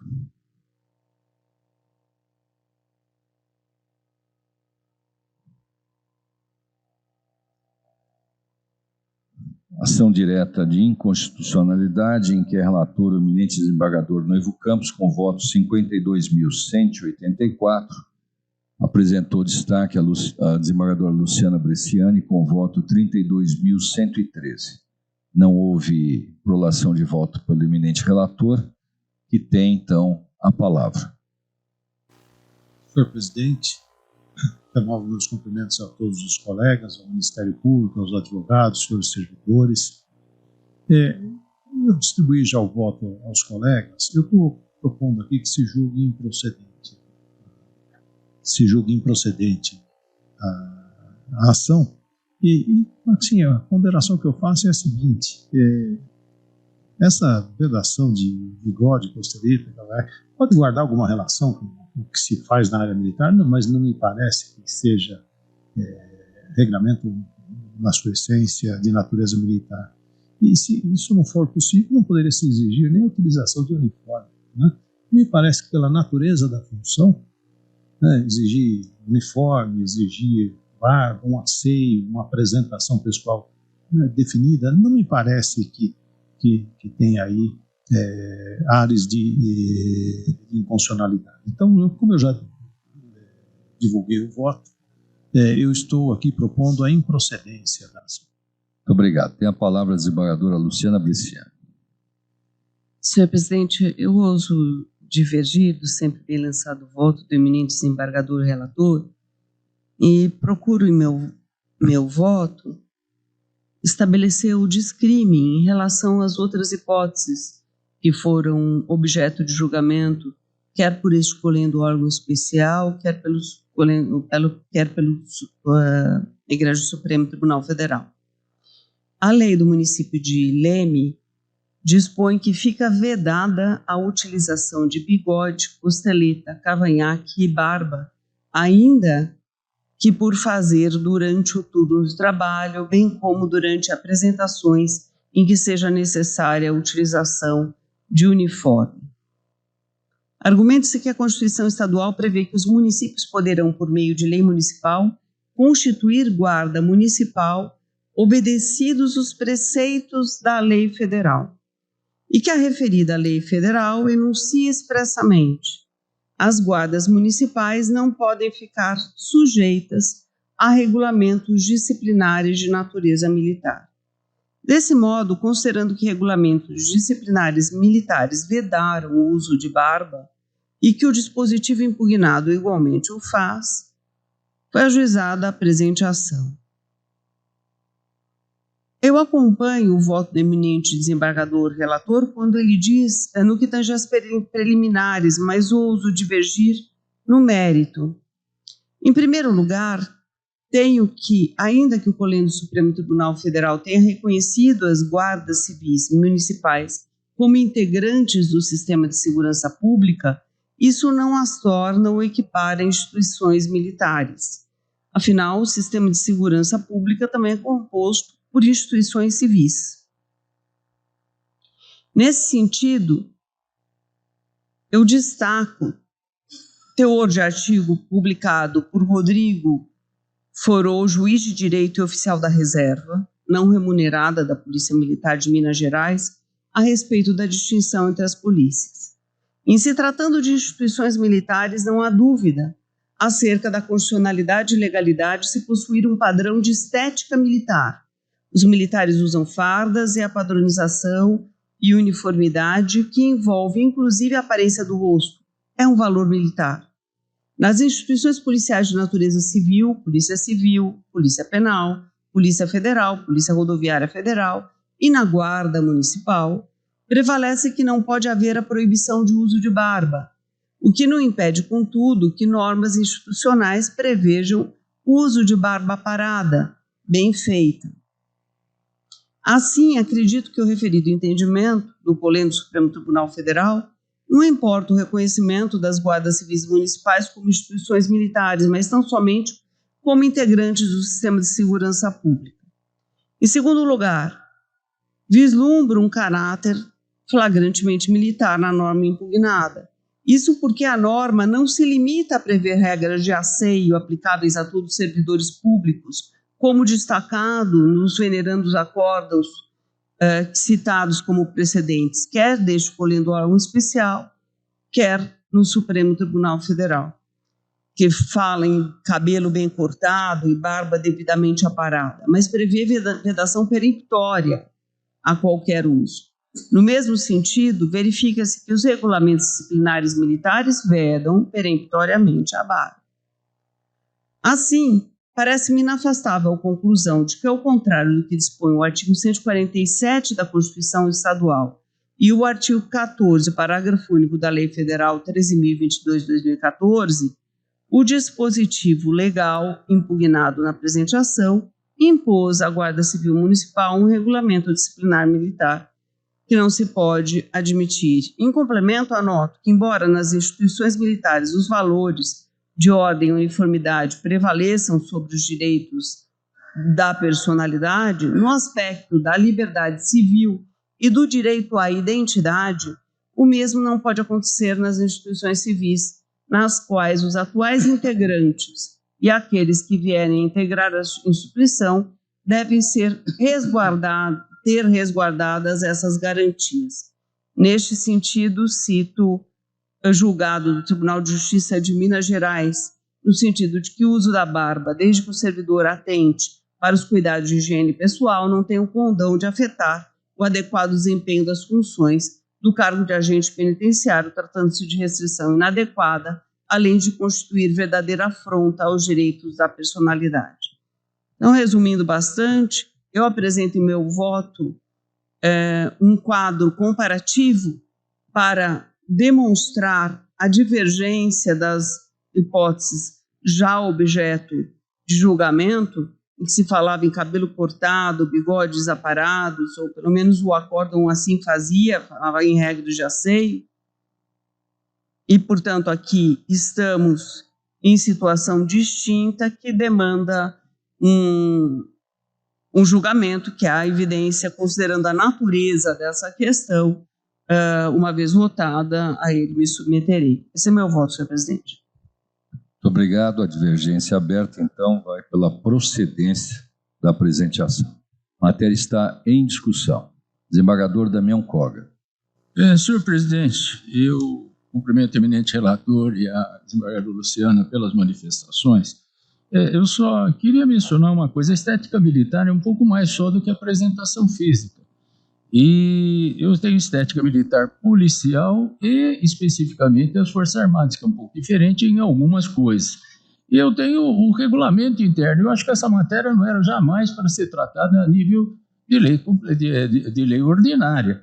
E nas Forças Armadas, até fui ver o regulamento, os conscritos que vão servir como cabo e soldado têm proibição de ter barba, bigode, qualquer outro tipo de costelete e tudo mais. Só que do 3º sargento para frente é permitido, porque eles passam a ser profissionais de carreira, é permitido que ele use bigode. E na força policial, também fui conferir, desde o soldado, como eles são profissionais, permite que use bigode. Então eu acho que colocar tudo que não pode, como está na legislação, é um pouco de exagero. Nas forças policiais e militares da Europa, a maioria dos policiais e militares podem usar barba, não há esse tipo de restrição que nós temos entre nós. E só uma curiosidade: há uns anos atrás, eu me lembro que surgiu essa discussão, não sei por que motivo, e tinha um descendente do Duque de Caxias, que ele era oficial superior, era mais de major, era major-tenente-coronel, era o único no exército autorizado a usar barba, em razão da ascendência dele. E tinha que semanalmente ao barbeiro para deixar ela bem tratada. Então, vejam, eu acho que eu concordo com o desembargador Valdir que a apresentação do militar ou do policial, com barba feita, bem arrumado, tudo mais, isso traz uma sensação de uma presença melhor até, né? Principalmente quando a gente vê até alguns mal ajambrados por aí que aparecem usando arma de qualquer jeito. Isso às vezes até afasta a população, mas o policial bem fardado, bem arrumado, e a corregedoria da Polícia Militar cumpre isso, a PE também faz esse tipo de coisa, e nas outras Forças Armadas, cobra essa parte da estética na apresentação física. E eu acho que a matéria está despropositadamente tratada agora numa lei. Eu acho que isso não pode ser por lei, mas, de qualquer forma, eu tiraria pelo menos o bigode dessa parte, que isso tanto na vida policial como vida militar é autorizado. Eu acho que é um pouco de exagero. Entendo até a história da barba, mas eu não vi nenhum, fora o descendente do Duque de Caxias, na vida militar. E na vida policial não é autorizado em nenhum estado nosso. Então, veja, como eles procuram uma certa semelhança com as forças policiais que estão mais próximas da função de guarda, eu acho que é razoável deixar um semi-paralelo, pelo menos com a força policial. Então, eu estou divergindo do desembargador Valdir, entendendo que é constitucional absolutamente. Eu deixaria só o bigode como autorizado, o resto eu tiraria porque é autorizado na polícia e nas Forças Armadas. O senhor vai apresentar voto? Pode até fazer, se você vier acompanhar, mas senão não. Então agora nós temos uma terceira posição. É a procedência parcial para permitir o bigode. É isso? A matéria está em discussão.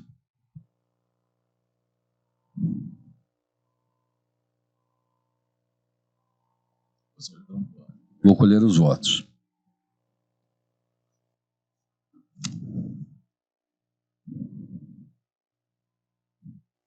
Eu fui convencido pelo eminente desembargador Damião Koga.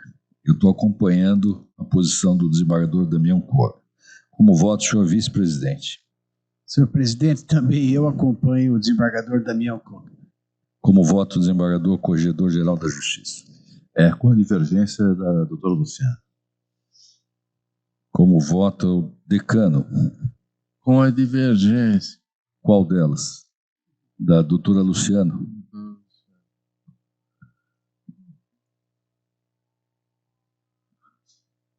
Como voto, o desembargador Vico Manhas?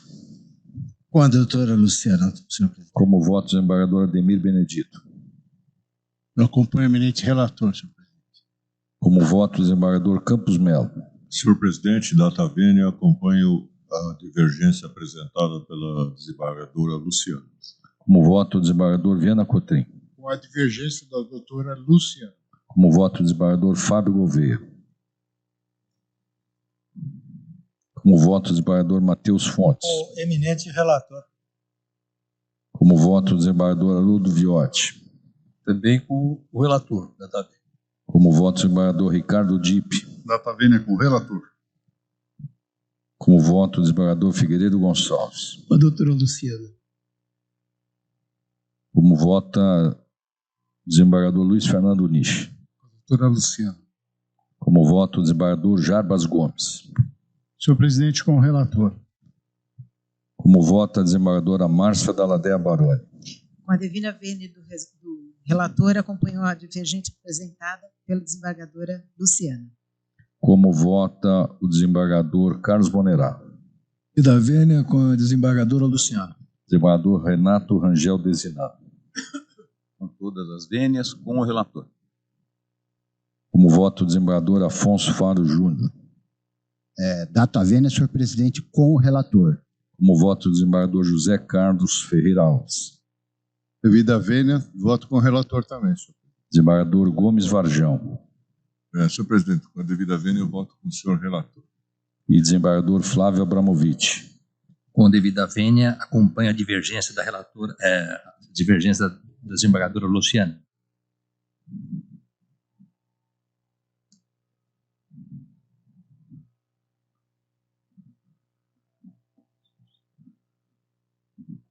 Eu vou pedir vênia para rever a minha posição.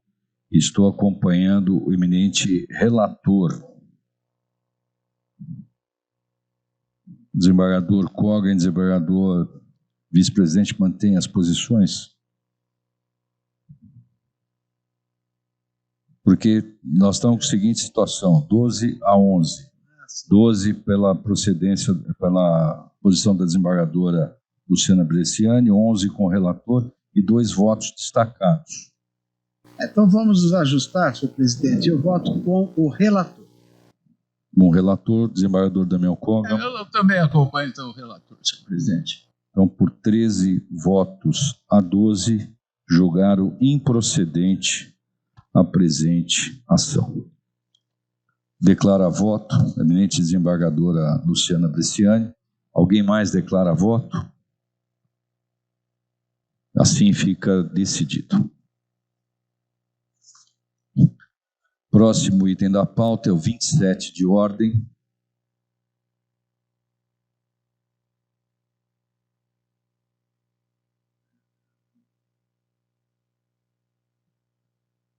Ação direta de inconstitucionalidade, que é relator eminente desembargador Ricardo Dipp, com votos 62.434. Indicou destaque a desembargadora Luciana Bresciani, com o voto 32.107. Como ainda não houve voto proferido pelo eminente relator, tem Sua Excelência a palavra. Senhor presidente, é um caso de muitos cargos em comissão lá do município de Itaiúva. Eu estou julgando, pelo meu voto original, eram todos atingidos pela invalidade, mas a eminente desembargadora Luciana Bresciani teve a gentileza de mandar-me um voto dissonante com o qual eu concordo. Eu, então, reconheço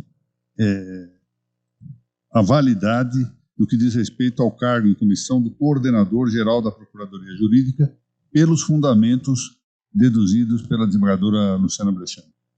Então, julgo parcialmente procedente a ação, com essa ressalva quanto ao coordenador-geral da Procuradoria Jurídica.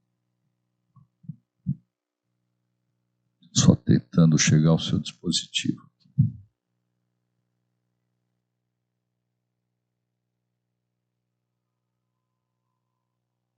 Tá. O voto que eu tenho ainda de Vossa Excelência é com a procedência total. Então, agora, procedência parcial. Desembargadora Luciana Bresciani, acompanhando. A matéria está em discussão. Por votação unânime, julgaram parcialmente procedente a presente ação nos termos do voto do eminente relator.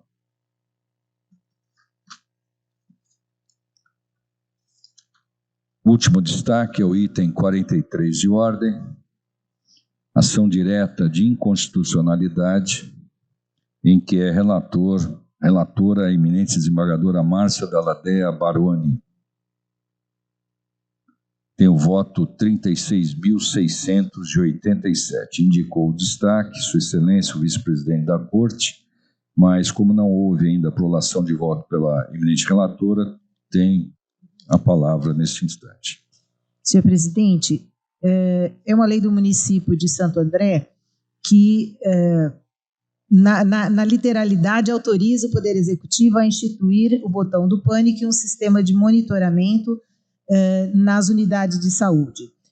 No meu sentir, a utilização da palavra autoriza, na realidade, se confunde com aquilo que é imposto para o município, ou seja, prever um sistema de segurança para as unidades de saúde, tanto que faz referência a quem deva fazer, de que forma, que pode ter parceria, que pode, enfim. Então, eu, abstraindo a questão que temos discutido em relação à lei autorizativa, eu entendo que essa lei é parcialmente inconstitucional apenas nos dois artigos, no 2º e no 5º, onde impõe a administração atos que me parece que sejam privativos da administração.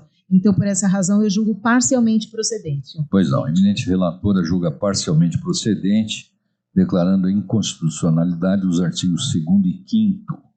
Tem a palavra o eminente vice-presidente. Senhor presidente, essa questão é da lei autorizativa que nós julgamos na semana passada, né? E, se não me engano, a própria relatora acompanhou a maioria que se formou, entendendo que a lei autorizativa, seja na competência concorrente, seja na competência exclusiva do Executivo, ela seria inconstitucional. E aqui agora, Sua Excelência, ela considera inconstitucional apenas os artigos 2º e 5º e não faz menção ao artigo 1º, que diz lá textualmente: ao Poder Executivo Municipal fica autorizado a...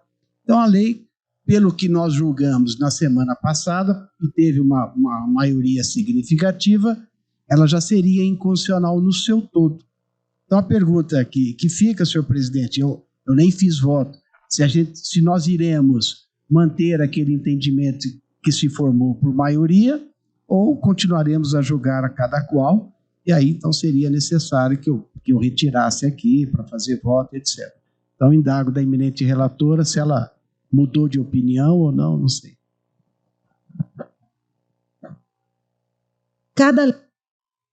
Quando ela impõe, pelo seu teor, pela sua disposição e mais do que isso, pelo seu objetivo. Aqui, no caso, seria dispor ao sistema de saúde segurança, porque todo mundo sabe da dificuldade que se tem nos postos de saúde, enfim, as agressões que os funcionários e médicos têm sofrido, ataques durante a noite em razão de dispor de medicamentos ali. Então, eu entendo que, a despeito da utilização da palavra autoriza, na realidade o que se está é impondo ao município que providencia um sistema de segurança para o sistema de saúde. Então, explicando, eu tenho observado em cada lei o teor dela para saber se a utilização do vocábulo autoriza ela influencia ou não na função. Mas Vossa Excelência vai julgar inteiramente procedente ou só parcialmente? Parcialmente. Vai declarar só o artigo 2º e 5º. Então, senhor presidente, para facilitar, eu indico vista, trago o voto no sentido da posição anterior do órgão. Pois não. Obrigado. Então, julgamento suspenso por indicação de vista do eminente vice-presidente. Não havendo mais quaisquer destaques, feitos adiados ou pedidos de preferência, declaro encerrada a presente sessão, porém, antes, concedendo a palavra ao eminente desembargador Campos Melo.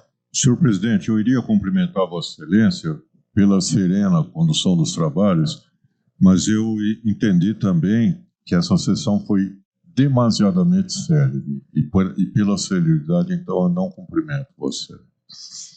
Então eu não vou declarar, vou declarar suspensa a sessão, voltamos às 17 horas. Declaro encerrada a presente sessão. Boa tarde a todos.